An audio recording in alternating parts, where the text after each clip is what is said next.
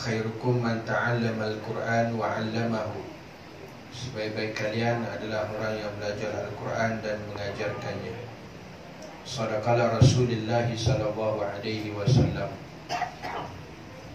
Alhamdulillah, pertama-tamanya kita syukur kehadirat Allah Subhanahu wa taala pada malam ni, malam Jumaat Sayyidul Ayyam. Kita di antara yang dipilih oleh Allah untuk berada di tempat yang mulia. Surau masjid adalah tempat yang paling dimuliakan oleh Allah Ta'ala, kerana disebutkan dalam sebuah hadis, baginda Rasulullah sallallahu alaihi wasallam menyatakan, inna ahabbal biladi illa Allahil masajid.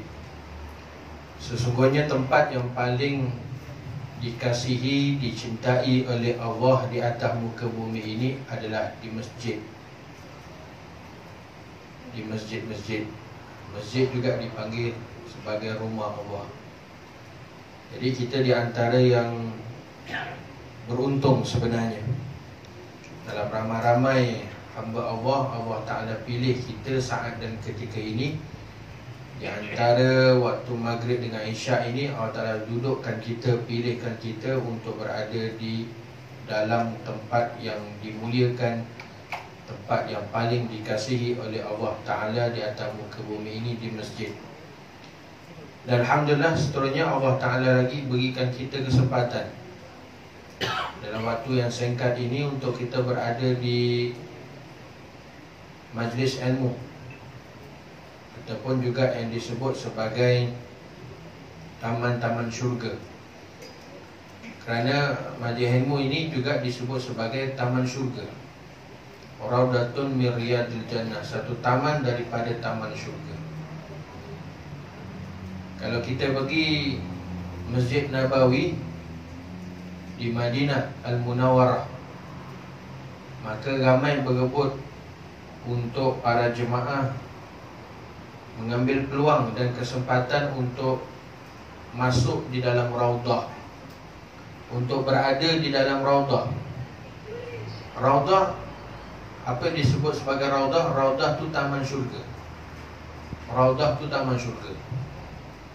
Berebut orang kita untuk berada di dalam raudah, walaupun sebenarnya seketika saja, tetapi dia tahu nilai, value, harga keberadaannya, dia berada di raudah tersebut. Maka dengan susah payah, walaupun berdiri lama, menunggu yang lama, tetap juga untuk dia dapatkan juga berada di dalam raudah. Maka begitu juga dengan majlis ilmu. Sama ada kuliah maghrib, kuliah isyak, kuliah zuhur, kuliah asar, kuliah subuh. Bila kata majlis ilmu, artinya ia juga termasuk daripada raudah, taman syurga. Cuma tinggal lagi kita hari ini tak perlu kepada susah payah. Mai datang masjid, surau, duduk pun tak lama, seketika saja, tak payah berdiri, duduk je. Lagi pula dalam keadaan yang tenang, dalam keadaan yang selesa, aircon dengan kipasnya lagi, selesa tuan-tuan. Tinggal lagi nak untuk hadirkan diri kita ni, maka itu adalah pilihan kehendak Allah Ta'ala. Bukan semua orang yang dipilih oleh Allah. Sebab tu kita syukur banyak-banyak. Kita di antara orang yang beruntung, Allah Ta'ala pilih kita duduk di tempat yang mulia, kemudian berada dalam majlis yang mulia. Mudah-mudahan tuan-tuan dengan asbab ini Allah Ta'ala catatkan ia sebagai amal salih, ibadah, dan juga Allah Ta'ala tinggikan darjat kita, Allah Ta'ala ampunkan segala dosa-dosa kita dengan asbab kita berada dalam majlis ilmu pada malam ini. Tuan-tuan muslimin hadirin yang dirahmati Allah, malam ini merupakan malam pertama untuk kuliah kita pada malam ini di Surau Batu 2, Kampung Pengai. Saya duduk selamat ni dah lebih sebenarnya 15 tahun Tapi baru saya tahu ni namanya Kampung Tengah. Ya, tiap hari lalu depan rumah situ je. Rupanya Kampung Tengah. Tahu Surau Batu Dua. Kalau orang tanya Surau Batu Dua kat mana? Depan Perodok. Itulah Kampung Tengah itu tak tahu. Jadi Alhamdulillah Allah Ta'ala bagi kesempatan untuk bersama dengan para jemaah Surau Batu Dua Kampung Tengah ini. Sebab Pak Imam tadi pun ramai yang tanya Kampung Tengah kat mana? Ramai tanya. Daripada disebarkan tadi kuliah, semua tanya, ramai tanya WhatsApp saya, Kampung Tengah kat mana, Kampung Tengah kat mana. Kemudian dia kata mungkin maklumat ni salah, Kampung Tengah tak sah. Bukan Kampung Tengah. Saya kata tak, Kampung Tengah. Bukan tak salah, betul. Salah tak, Kampung Tengah kot. Dia kata tak, Kampung Tengah. Jalan Mula Kasar depan Pro 2 tu. Dia kata itulah. Jadi Alhamdulillah ini merupakan kuliah pertama pada malam pertama. Dan ini pun dengan kehendak Allah Ta'ala, izin Allah Ta'ala, seperti mana Tuan Imam beritahu tadi. Saya beruntung dapat bersama dengan tuan-tuan. Cuma inilah masa yang ada. Kami malam Jumaat minggu yang keempat. Sebulan sekali lah tuan-tuan. Itu saja yang dapat yang saya bagilah. Adapun malam-malam lain saya dah tak ada dah. Saya dah tak ada dah malam. Memang tak lekat kat rumah tuan-tuan. Tiap-tiap malam, tiap-tiap malam, tiap-tiap minggu, tiap-tiap bulan. Setakat ni penuh lah. Setakat ni penuh. Tapi bila Surau Kampung Tengah buat kuliah saja kami malam Jumaat ni, ada ramai yang tertanya-tanya, boleh Ustaz rupanya kami malam Jumaat buat kuliah. Awak tak boleh pula. Kita yang mengurusnya tuan-tuan. Kalau kita nak, kita yang mengurus, boleh saja. Sebab Yasin malam Jumaat ni bukan wajib baca secara berjemaah. Ini kena faham oleh murid tuan-tuan. Nanti orang kata saya ni Wahabi pula. Asas dia. Dia amalan Yasin memang sabit daripada hadis Rasulullah. Memang warid datang daripada hadis Rasulullah. Kata Rasulullah SAW, man qara'a Yasin fi lailatul Jum'ah faqad asbaha ghufiralah. Siapa yang baca Yasin pada malam Jumaat, Rasulullah sebut tepat tuan-tuan, spesifik, khusus. Siapa yang baca Yasin bila? Malam Jumaat. Malam Jumaat ni lah, kami malam Jumaat. Dah Rabu malam kami, dah Rabu malam kami lain. Kami malam Jumaat lah. Kami malam Jumaat, esoknya siang Jumaat. Yang ni malam Jumaat. Siang Jumaat tu esoknya dipanggil siang Jumaat. Budak-budak sekarang dia tak tahu bila sebut malam Jumaat. Malam Jumaat Khamis lah Ustaz. Yelah, Khamis malam Jumaat lah. Malam Jumaat lah. Dah Khamis lah. Oh, dia pening tuan-tuan. Budak-budak sekarang ni. Kalau kita memang, kita orang dulu memang biasalah tuan-tuan. Dia nak Yasin tu kan, Khamis malam Jumaat. Khamis malam Jumaat. Jumaat ke Khamis Ustaz? Khamis malam Jumaat lah. Dia tak tahu. Dia nak Khamis Jumaat. Dia tak faham istilah tu. Dah. Budak muda lah tuan-tuan yang jenis ni. Kami malam Jumaat macam ni lah. Jadi Rasulullah kata, man qara'a Yasin fi lailatul Jum'ah. Siapa yang baca Yasin pada malam Jumaat, kami malam Jumaat, faqad asbaha ghufiralah, maka berpagi-paginya esok, pagi Jumaat itu Allah Ta'ala ampunkan dosa-dosa dia. Hadis ni menjelaskan berkenaan kelebihan baca Yasin pada malam Jumaat. Cuma kaedahnya ini terpulang. Adapun nak secara berjamaah silakan, nak secara bersorangan silakan, tak jadi masalah. Cuma tinggal lagi orang kita dulu tuan-tuan, ulama-ulama dulu. Ulama kita ni bijak tuan-tuan. Dia macam mana supaya kita nak dapatkan amalkan hadis tersebut.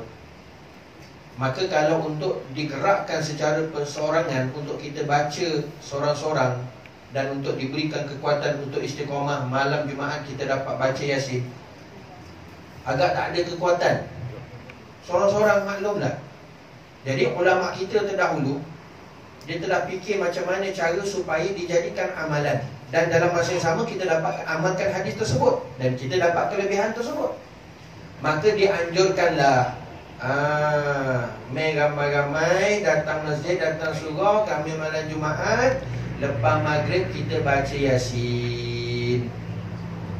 Maka berterusanlah tuan-tuan amalan tersebut sampailah hari ini. Jadi persoalannya, wajib tak baca Yasin malam Jumaat setiap malam Jumaat? Hukumnya memang tidak wajib. Tinggal lagi hadis tadi menerangkan kelebihan tersebut. Bukan wajib, cuma dianjurkan, digalakkan. Siapa dapat baca, amalkan Yasin malam Jumaat, maka dapatlah pahala tersebut, kelebihan tersebut. Tapi kalau dia tak buat, maka tak berdosa. Cuma tinggal lagi kita nak dapatkan kelebihan tersebut, maka ulama anjurkan kita buat beramai-ramai lepas daripada maghrib. Dan wajib ke dibaca Yasin lepas maghrib? Tak wajib. Tuan-tuan boleh juga baca lepas isyak. Tuan-tuan boleh baca di rumah juga, pukul 11 malam, pukul 12 malam dan sebagainya. Tapi yang penting kita baca Yasin yang seperti mana yang Rasulullah sebut, man qara Yasin fi lailatul Jumaat, pada malam Jumaat. Pada malam Jumaat. Jadi bukanlah satu mandatori yang wajib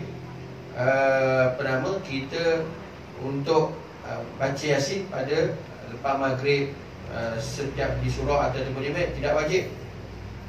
Cuma tinggal lagi bahawa kita nak jadikan amalan, kita nak sambut saranan Rasulullah SAW sebut, sebab fadilatnya besar.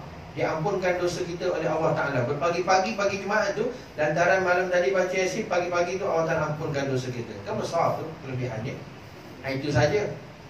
Cuma tinggal lagi, boleh tak kita menggantikan amalan yang hari ni baca Yasin setiap Khamis malam Jumaat lepas maghrib, kita ganti pula dengan kuliah? Boleh juga, tak jadi masalah juga. Kerana jika dah menjadi sebati amalan Yasin malam Jumaat itu, segenerasi ke generasi, dan diganti pula lepas maghrib, contohnya ada kuliah seperti ini, boleh saja tuan-tuan, jangan tinggalkan langsung. Balik ni malam lepas isyak, boleh saja baca Yasin di rumah masing-masing untuk dapat kelebihan tersebutlah. Bukan kata tuan-tuan kita ambil satu tolak satu, tak. Jangan pula kita kata bahawa Yasin malam Jumaat ni bid'ah sebab Nabi tak buat, kita buat kuliah pula, pun tidak juga. Cuma ni ruang yang ada. Jadi seperti mana yang Tuan Imam bagi tahu tadi, sebulan sekali, minggu keempat Yasin malam Jumaat itu digantikan kuliah. Jadi khususnya Yasin minggu keempat Jumaat tu, tuan-tuan baca sendirilah dekat rumah, ataupun bersama keluarga. Mudah-mudahan ada kekuatan lah. Takut juga tu kan, takut tergelincir kan, habis semua tak ada.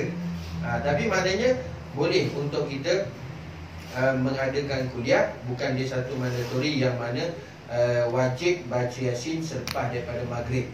Cuma Rasulullah sebut man qara Yasin fi lailatul Jumaat, pada malam Jumaat. Bila lepas maghrib boleh, lepas isyak boleh, selagi mana belum habis malam Jumaat tersebut, maka silakan boleh baca Yasin tersebut. Jadi itu asas tuan-tuan kita kena faham. Asas kita kena faham. Sebab kuliah saya malam Jumaat bukan di sini saja, ada juga di tempat-tempat lain. Sebab dia cari hari-hari lain memang tak ada, jadi bincang dengan jawatan kuasa, dengan jemaah, boleh. Contoh kami malam Jumaat minggu pertama saya di tempat lain, kedua di tempat lain, keempat di sini. Yang lain jangan ambil lah tuan-tuan, tak ada masa dah ni. Ini pun dapat pun alhamdulillah. Baik, itu asas perlu kita tahu. Dan tuan-tuan, bila kata Khamis malam Jumaat ni, dia bukan malam yang biasa-biasa.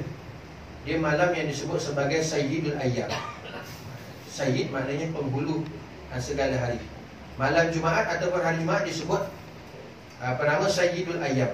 Malam Jumaat atau hari Jumaat disebut penghulu bagi segala hari. Hari ada 7 hari. Ketuanya, penghulunya bagi hari-hari tersebut adalah hari Jumaat. Dan bila Allah Ta'ala lantik hari Jumaat sebagai penghulu, ketua bagi segala hari, artinya tuan-tuan, segala amal saleh, ibadah yang dibuat bermula daripada malam Jumaat sampailah siangnya hari Jumaat, semua itu yudha'iful hasanah, digandakan pahala oleh Allah.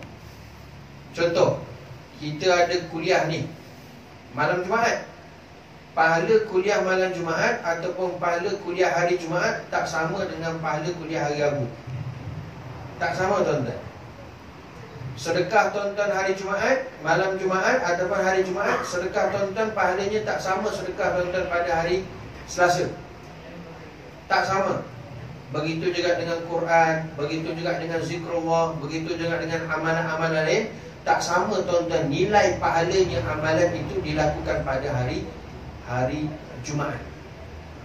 Apatah lagi tuan-tuan kita menuntut ilmu, belajar, lagilah pahalanya besar. Sebab tu tuan-tuan, salah satu asbab amalan mudah untuk kita masuk syurga, rajin-rajinlah duduk di taman syurga. Siapa yang mana di dunia dia melazimi kehidupan dia, dia habiskan masa dia, waktu dia, usia dia duduk dalam majlis ilmu, cari majlis ilmu, duduk dalam majlis pengajian ilmu, maka dia akan mudah nanti masuk syurga. Dia mudah nanti tuan-tuan masuk syurga. Sebab itu janji Rasulullah SAW. Yakinlah tuan-tuan, tak sia-sia. Tak sia-sia kita duduk dalam majlis ilmu ni, kuliah maghrib ke, kuliah isyak ke, kuliah subuh ke, kuliah asar ke, ada majlis ilmu, duduk tak sia-sia tuan-tuan. Kerana siapa yang banyaknya duduk dalam taman syurga atas dunia, akhirat Allah Ta'ala masukkan ke dalam syurga. Satu orang tuan-tuan, dia nak masuk sebuah istana, dia kena lalu taman-taman istana, baru boleh dapat masuk istana. Begitu juga dia nak masuk syurga, dia kena duduk dulu taman-taman syurga. Apa taman syurga? Inilah majlis ilmu. Kerana sabit daripada kata Rasulullah SAW, man salaka tarikan yaltamisu fihi ilma, man salaka tarikan yaltamisu fihi ilma, sahlallahu lahu tarikan ila jannah. Siapa yang berjalan menempuh satu jalan ataupun berjalan pergi mencari majlis ilmu, mana-mana majlis ilmu tuan-tuan, di surau ke, di masjid ke, di balai raya ke, di mana-mana, dia cari, dia pergi, dia berjalan, sahalallahu lahu tarikan ila jannah, maka akhirat nanti Allah Ta'ala mudahkan dia tuan-tuan untuk berjalan masuk ke dalam syurga. Jadi amalan untuk mudah kita berjalan nanti masuk dalam syurga tuan-tuan, ni keberadaan kita duduk dalam majlis ilmu. Dalam majlis ilmu yang diadakan di mana-mana tempat yang berada. Itu di antara kelebihan-kelebihan yang perlu kita usahakan untuk menggapainya tuan-tuan. Satu kerugian yang besar bila mana terhidang di hadapan kita, tetapi kita tidak menikmati hidangan tersebut lantaran kita tidak tahu nilai dan harga dan hidangan yang telah terhidang kepada kita. Tuan-tuan muslimin hadirin yang dirahmati Allah Subhanahu wa Ta'ala, untuk kuliah kita pada Khamis malam Jumaat minggu yang keempat ini, saya membawakan mulai dengan pengajian tafsir suratul Fatihah. Pengajian tafsir suratul Fatihah. Tuan-tuan kalau ada nak buka tafsir boleh, buka Quran boleh, buka surah Fatihah.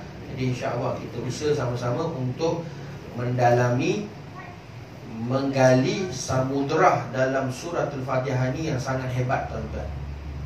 Kerana apa? Kerana surah Fatihah ini adalah surah yang wajib kita baca di dalam setiap solat fardu maupun solat sunat. Kalau kita hitung tuan-tuan, surah Fatihah, kita solat fardu 5 waktu, satu hari 5 kali. Dan satu hari 5 kali ni ada 17 rakaat. Ada 17 rakaat. Artinya kita baca Fatihah ini di dalam solat fardu satu hari 17 kali. Satu hari 17 kali. Banyak tu tuan-tuan sebenarnya 17 kali. Kalau kita hitung tu satu hari 17 kali. Itu solat fardu saja. So, untuk solat fardu saja satu hari 17 kali kita baca Fatihah. Kemudian kalau hitung lagi solat sunat, solat sunat qabliyahnya, solat sunat ba'diyahnya. Kalau solat sunat yang muakkad, yang dikuatkan suruhannya tuan-tuan, untuk kita jaga betul-betul, ada 10 rakaat. Ada 10 rakaat. Yang pertama sembahyang sunat subuh 2 rakaat. Yang kedua sembahyang sunat qabliyah zuhur 2 rakaat. Yang ketiga sembahyang sunat ba'diyah zuhur 2 rakaat. Yang keempat sembahyang sunat ba'diyah maghrib 2 rakaat. Yang kelima sembahyang sunat ba'diyah isyak 2 rakaat. Total ada 10 rakaat. 10 rakaat ni adalah sembahyang sunat muakkad. Sembahyang sunat rawatib yang mengiringi sembahyang fardu, sama ada sebelum ataupun selepas, yang muakkad. Apa makna muakkad? Yang dikuatkan suruhannya untuk kita buat. Maknanya yang perlu jaga sungguh-sungguh tuan-tuan, sembahyang sunat rawatib yang ni 10 rakaat. Sembahyang sunat subuh 2 rakaat, jangan tinggal. Jangan tinggal. Orang yang paling kaya di sisi Allah Ta'ala adalah orang yang dapat jaga sembahyang sunat subuh 2 rakaat. Bukan orang tu yang banyak kebun, yang banyak rumah sewa, yang banyak harta, yang banyak saham, yang banyak duit. Dah, bukan. Orang yang paling kaya adalah orang yang dapat istiqamah melaksanakan sembahyang sunat subuh 2 rakaat. Kerana itulah salah satu sembahyang sunat yang menjadikan amalan yang dijaga berat oleh Rasulullah, yang disebut sebagai amalan muwazabah. Amalan muwazabah ni amalan yang cukup Nabi ambil berat. Salah satunya tuan-tuan sembahyang sunat subuh 2 rakaat. Sembahyang sunat subuh 2 rakaat. Jangan tinggal tuan-tuan. Jangan tinggal. Usahakan macam mana kena buat juga. Kalau tak dapat nak buat lepas azan subuh tu, lepas sembahyang fardu subuh, boleh lagi untuk kita buat sembahyang sunat subuh. Masih lagi ada waktunya, boleh. Walaupun lepas sembahyang fardu subuh. Itu hukum fiqh. Cuma tinggal lagi orang kita ni, dia tak biasa memang. Tiba subuh tu dia tak sempat masuk tengok orang dah sembahyang subuh dah berjemaah. Dia pun tu masuklah sembahyang fardu subuh. Lepas habis sembahyang fardu subuh, dia pergi belakang, dia buat sembahyang sunat subuh. Bukan qada tuan-tuan, sembahyang sunat subuh. Orang kita ni tak biasa. Dia pergi belakang sembahyang tu, Allahu Akbar, semua pakat dia tengok. Sesat ni. Sembahyang apa lepas sembahyang fardu subuh? Mana ada sembahyang waktu haram ni? Bukan main tuan-tuan. Keluar fatwa tu. Orang kita sebut bab hukum, bab haram, halal, makruh, ni memang dia favourite. Memang suka tuduh-tuduh ni, tuduh-tuduh-tuduh ni senang. Haram. Halal, bid'ah, kurang-kurang, macam-macam tuan-tuan. Sebab dalam hukum fiqh masih lagi tuan-tuan, kalau kita tak sempat tadi sembahyang sunat subuh 2 rakaat, boleh kita buat lepas sembahyang fardu subuh. Tapi masih lagi dalam rangka ada masih waktunya lagi. Contoh kita habis sembahyang fardu subuh 6.30. Contohlah 6.30. Ada masa lagi tak tuan-tuan untuk apa ni, waktu subuh tu belum habis? Belum. Syuruk sekarang berapa? 7 lebih. 7.21. 7.21. Contoh 6.30 habis. Tak buat tadi sembahyang sunat subuh, boleh buat. Sebab tu Nabi cukup jaga tuan-tuan. Kerana disebut dalam hadis, kata Rasulullah SAW, barang siapa yang dapat melaksanakan sembahyang sunat subuh 2 rakaat, khairun minad dunya wa ma fiha, maka itu lebih baik daripada dunia dan segala isi dunia. Tuan-tuan, dia lah orang yang paling kaya. Orang yang paling kaya. Orang paling kaya apa tuan-tuan? Dia dapat jaga sembahyang sunat subuh 2 rakaat. Sembahyang sunat subuh 2 rakaat. Sebab tu kena jaga, sebab dia termasuk daripada sembahyang sunat muakkad yang dikuatkan suruhannya untuk kita buat. Untuk kita buat. Cuma tinggal lagi ada ulama menganjurkan, kan, kalau kita dah dapat istiqamah melazimi sembahyang sunat subuh tu, usahakan tuan-tuan pada rakaat pertama lepas Fatihah, lepas surah Al-Fatihah tu membaca Alam nashrah laka sadrak wa wada'na anka wizrak sampai habis. Rakaat pertama lepas Fatihah. Rakaat kedua lepas Fatihah di sembahyang sunat subuh ni, iaitu baca Alam tara kaifa fa'ala rabbuka bi ashabil fil. Ini ada sebagian ulama menganjurkannya, kerana kat situ ada signifikan dia tuan-tuan. Siapa yang mengamalkan sembahyang sunat subuh 2 rakaat, dengan yang pertama lepas Fatihah, rakaat pertama dia baca Alam nashrah laka sadrak, kemudian yang kedua dia baca Alam tarakai, maka seharian dia pada hari itu, yang pertama, urusan dia semua dipermudahkan oleh Allah. Semua soft, tuan-tuan. Hati tenang, lapang, tak ada gundah gulana, gelisah, risau, bimbang, tak ada. Ada masalah, semua Allah Ta'ala bagi jalan keluar. Yang kedua, tuan-tuan, seharian tersebut Allah Ta'ala akan pelihara dia, jaga dia daripada perkara-perkara yang tak baik. Sama ada daripada gangguan jin, syaitan, manusia, sihir, santau, apa semua. Allah Ta'ala jaga, tuan-tuan. Itu signifikan siapa yang mengamalkan sembahyang sunat subuh dengan membaca 2 surah tersebut. Jadi esok, tuan-tuan, jangan tinggal sembahyang sunat subuh, amalkan surah tersebut dibaca.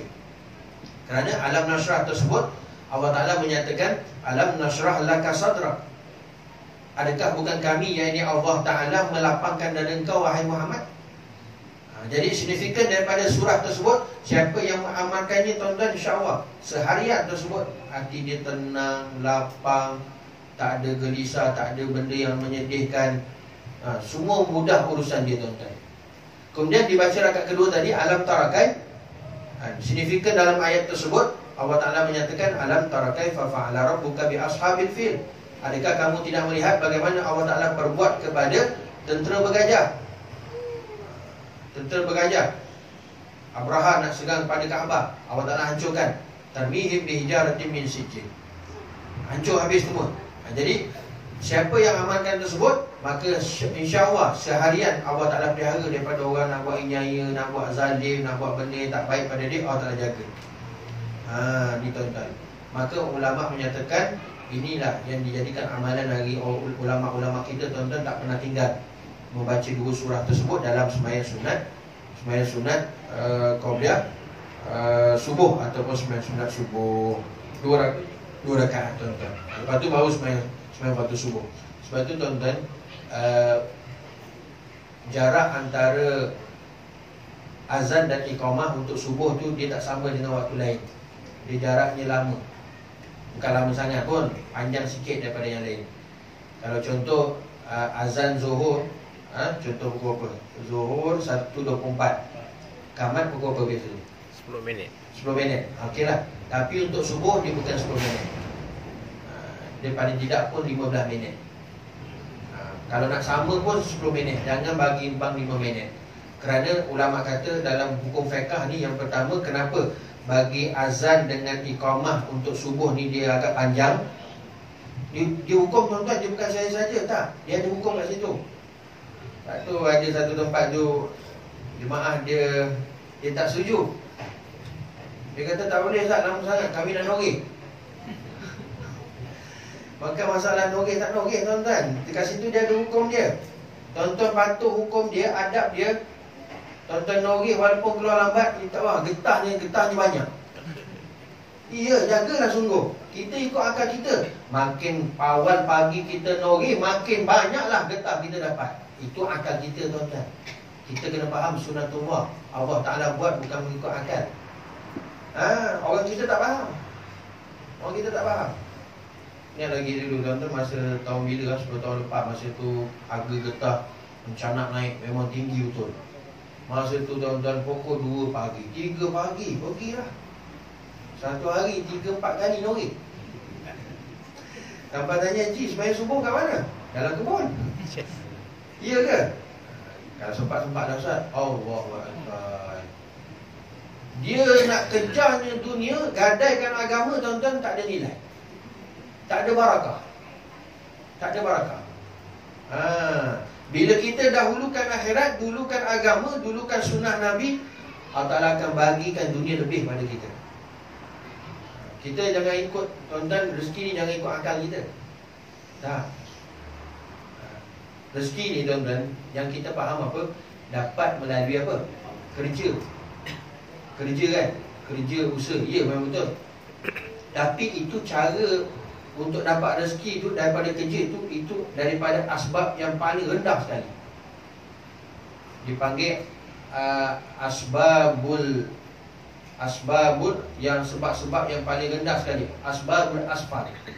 Sebab-sebab yang paling rendah nak dapat rezeki adalah dengan jalan kerja. Asbabul asfal. Dia ada rezeki ni Allah Ta'ala boleh bagi dengan sebab yang tinggi. Dipanggil asbabul ali, asbab yang tinggi. Tapi bukan melalui kerja. Allah Ta'ala boleh bagi.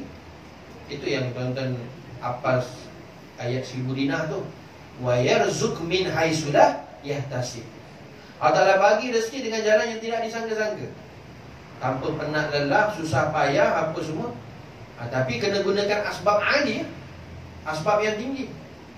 Apa tuan-tuan asbab yang tinggi? Allah Ta'ala bagi dia rezeki juga, tapi dia mengambil dengan asbab yang tinggi. Kita ni semua ambil asbab yang rendah sekarang, sebab kita gunakan kita. Kerja subuh-subuh, puak-puak nanti rezeki. Tak juga tuan-tuan, sama saja. Bima-bima tentu, macam juga. Asbab yang tinggi tuan-tuan, ini kita tak tercapai. Belum lagi lah. Dengan kita infakkan, wakafkan diri kita untuk agama Allah, kita sungguh-sungguh jadikan kita hamba yang bertakwa. Wa yarzuq min haitsu la yahtasib.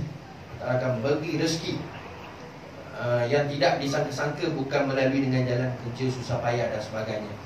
Iaitu jadikan kita dapat bekal sifat takwa, maka itu yang dipanggil asbabul ali, sebab yang tinggi.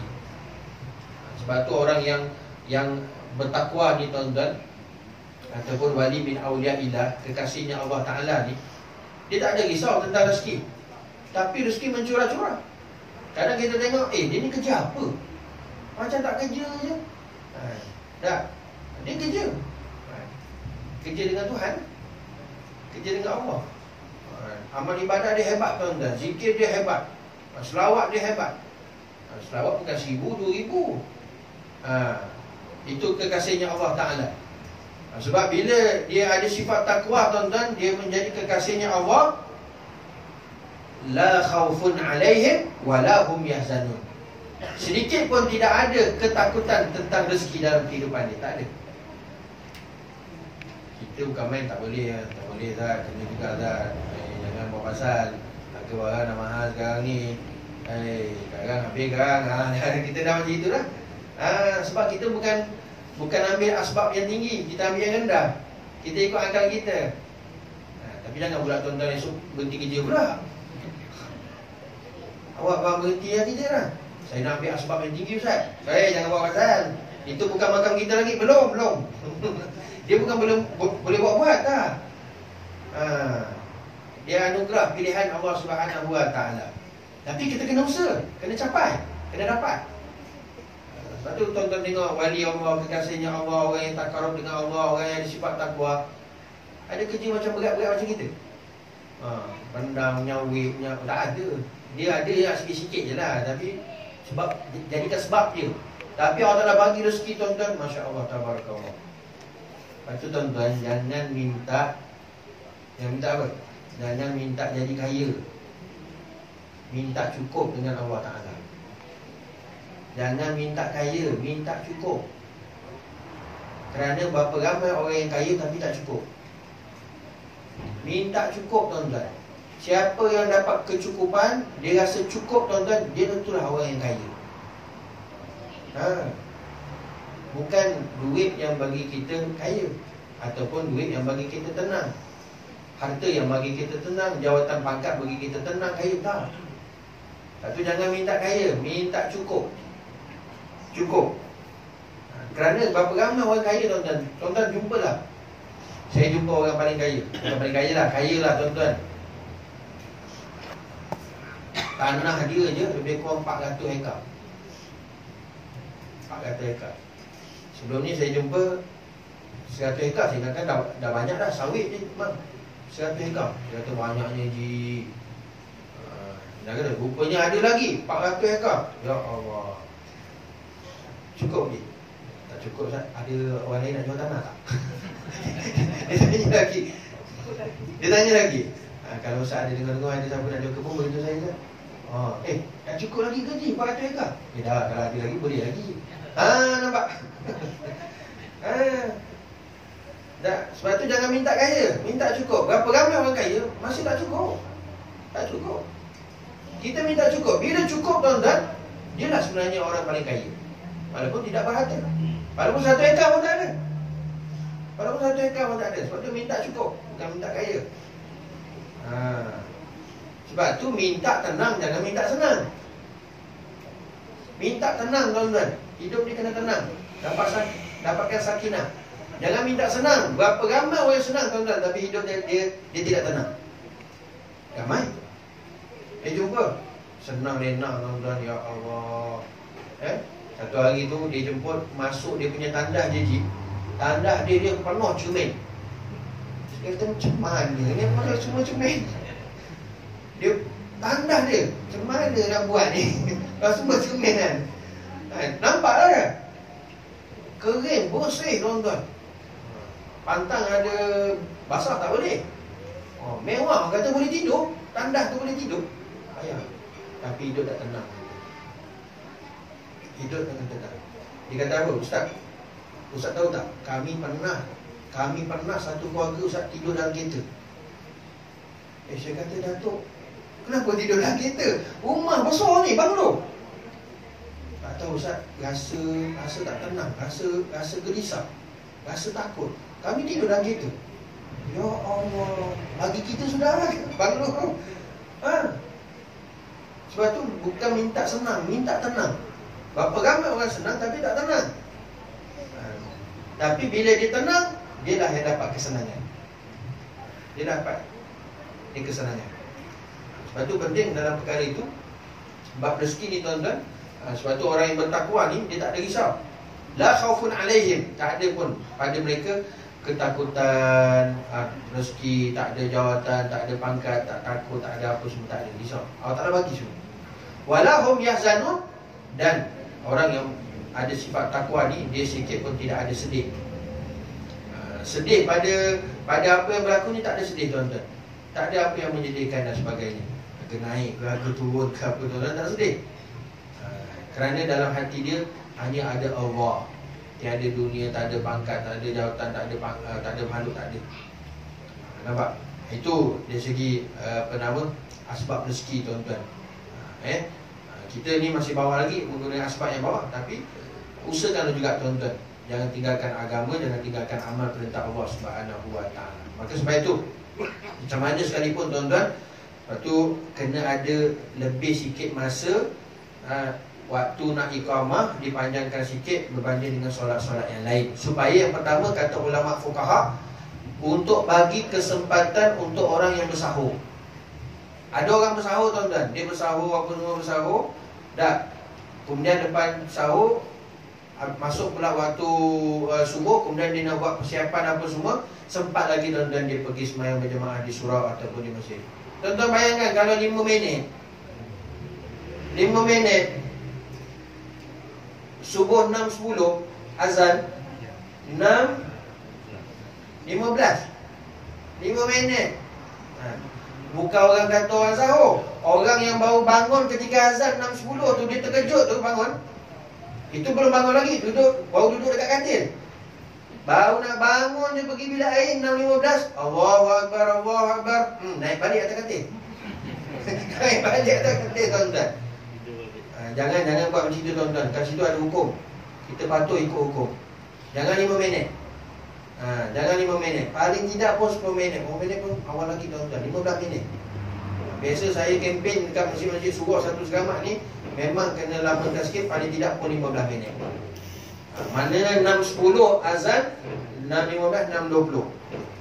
6.20 kamat. Bagi sempat lagi orang yang baru bangun untuk dia bersihkan diri apa semua, dapat sembahyang berjemaah. Kemudian bagi lagi orang yang lepas habis sahur tadi, dia buat persiapan tadi untuk datang sembahyang berjemaah. Dan kemudian bagi lagi peluang untuk kita dapat amalkan daripada ilmu yang kita tahu, dapat jaga sembahyang sunat subuh 2 rakaat. Kalau 5 minit mana sempat tuan-tuan? Tak sempat. Bagi sempat lagi tuan-tuan untuk kita dapat sembahyang sunat subuh 2 rakaat. Kemudian bagi lagi sempat untuk kita zikir, amalan disebut sebagai zikir Jibril. Ini zikir ni tuan-tuan, amalan ni amalan murah rezeki. Orang sekarang ni dia sebut murah rezeki, dia tak berpayah sangat. Kita panggil amalan dunia tunduk pada dia. Baru sedap sikit. Dunia tunduk, Ustaz. Penunduk dunia, bukan penunduk wanita. Menunduk pun ni. Ni amalan dia tuan-tuan.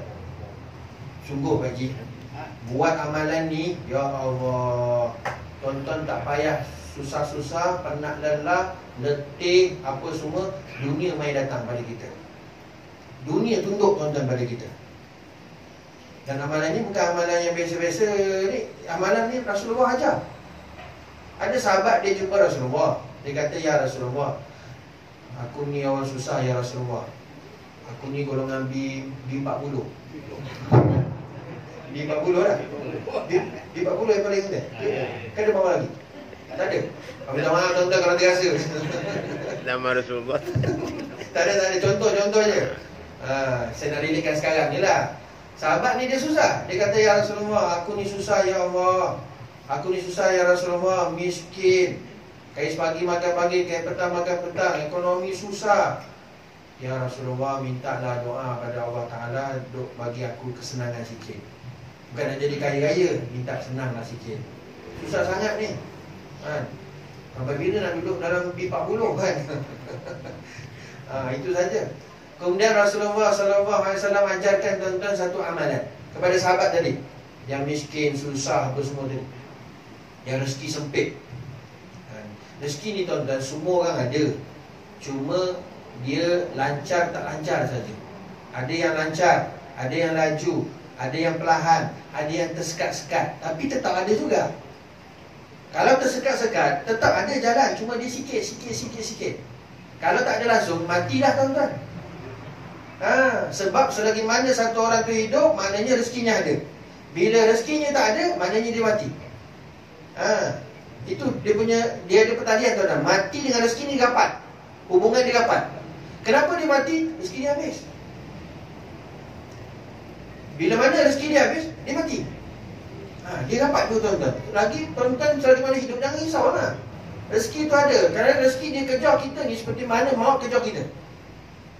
Rapat tuan-tuan. Follow rapat betul. Budak-budak saya kata follow rapat betul. Jangan risau. Lagi mana hidup, ada rezeki. Bila dia mati tu memang rezeki dah habis lah. Contoh tuan-tuan, satu orang tu, ni contoh je. Satu orang tu Allah Ta'ala tetapkan rezeki dia 500 tan. Contoh 500 tan. Satu hari dia naik kereta 4-5 orang. Accident tuan-tuan. Semua mati, meninggal. Seorang je tak mati. Padahal kereta habis teruk dah, total loss. Tiba dia tak mati. Sebab apa tuan-tuan dia tak mati? Sebab rezeki dia belum habis. 500 tan tu mungkin tinggal 499 tan. Tinggal 1 tan je lagi. Sebab tu dia tak mati. Yang mati tu rezeki dia dah habis dah. Dia berkait rapat tuan-tuan. Rezeki dengan mati berkait rapat. Jadi sahabat tadi dia kata, ya Rasulullah, aku ni susah, mintalah doa sikit. Rasulullah bagi amalan tuan-tuan. Rasulullah ni banyak bagi amal supaya kita beramal. Rasulullah kata apa? Kamu nak senang, rezeki mencurah-curah, amalkan zikir ini setiap kali lepas sembahyang sunat subuh, sebelum sembahyang fardu subuh. Tonton tak buat. Kalau tonton buat, ya Allah, penuh je sembahyang jemaah ni. Nanti insya-Allah pencin ori, pencin nyawit. Maka kata Rasulullah, wahai sahabatku, kamu amalkan zikir ni. Ini yang disebut sebagai zikir Jibril. Apa zikirnya tuan-tuan? 3 rakaat je. Subhanallah wa bihamdih, subhanallahil azim, astaghfirullah. Dah tu je. Subhanallah wa bihamdih, subhanallahil azim, astaghfirullah. Sebanyak 100 kali. Bila? Selepas sembahyang sunat subuh, sebelum sembahyang fardu subuh. Sebab tu saya nak relatekan tadi. Kalau 15 minit, insya-Allah sempat. Kalau 5 minit je tuan-tuan, kita baru 10. Subhanallah hamdi, subhanallah lazim, astagfirullah. Subhanallah hamdi, subhanallah lazim, astagfirullah. Bilal pun Allahu akbar, Allahu akbar. Kita bergerak untuk muka Bilal ni. Panas. Aku baru 10. Dia dah kamat. Tapi tuan-tuan kena buat awal lah. Memang datang awal lah kan. Tapi misal kata tuan-tuan tak sempat nak buat selepas sembahyang sunat subuh, sebelum sembahyang fardu subuh, boleh buat selepas daripada fardu subuh. Tapi waktu afdal itu dia. Zikir tadi, subhanallah wa bihamdi, subhanallahil azim, astaghfirullah 100 kali. Selang beberapa lama tuan-tuan, lebih kurang 2 bulan, sebulan 2 bulan, mai datang balik sahabat tadi. Dia kata, ya Rasulullah, alhamdulillah setelah aku amalkan zikir ni tadi ya Rasulullah, aku tak ada masalah rezeki ya Rasulullah.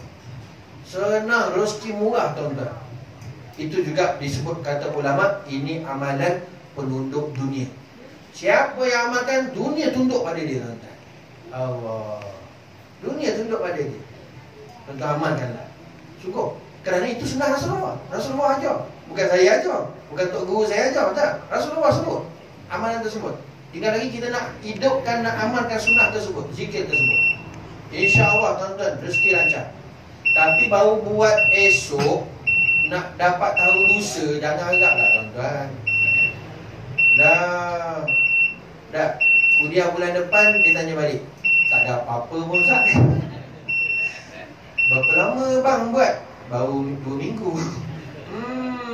Dia kena maintain tuan-tuan, istiqamah, terus. Macam mana sekalipun kita, keadaan kita, di mana sahaja sekalipun, amalan tersebut kena buat. InsyaAllah tuan-tuan, rezeki mencurah-curah Allah Ta'ala bagi.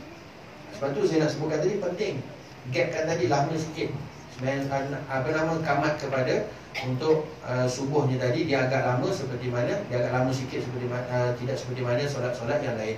Adapun yang lain-lain tuan-tuan, azan kamat bagi masa 5 minit, okey lah tu. 10 minit pun okey, macam Imam beritahu tadi. Yang ni 10 minit, okey lah tu, cantik lah tu. Yang penting kita dapat amalkan sembahyang sunat rawatib ni tadi.